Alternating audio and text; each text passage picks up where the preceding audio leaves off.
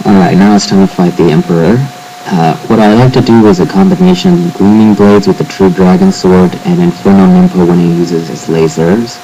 Now, apparently you can move the platform to avoid the lasers, but I never took the time nor cared to take the time to learn how to manipulate that platform. Especially it's so easy just to Gleaming Blade and Inferno Nimpo spam on this guy.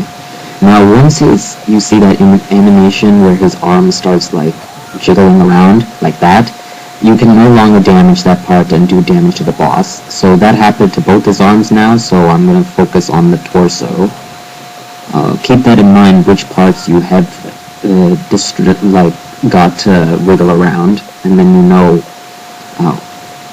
know what parts to attack and what parts not to attack.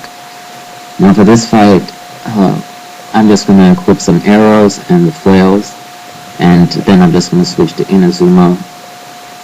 Of course, now you probably know the strategy, just shoot arrows, and then when he starts throwing skulls at you, start doing regular X combos with the flails. Cremator would be better, if you could manage to do it. And ouch! This is what happens when you don't pay attention. When the skulls start coming, like in a big full force, light an Inazuma, and you won't get hit by that big skull if you time it right. Also, I want to make, in terms of item usage, make sure you use all your items, but keep at least one large spirit elixir for the Mirai fight. Maybe 2 large spirit elixirs if you want to be careful.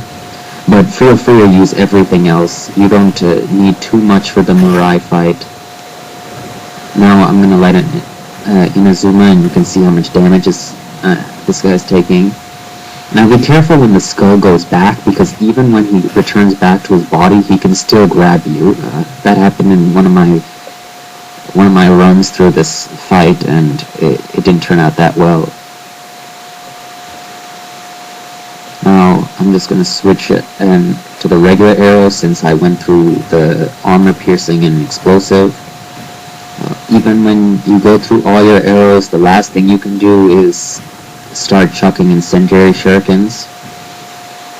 That also works and actually does a lot of damage.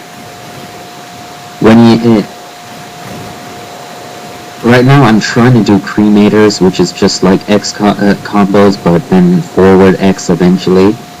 And here that was really scary. I thought it was gonna... I did it too late.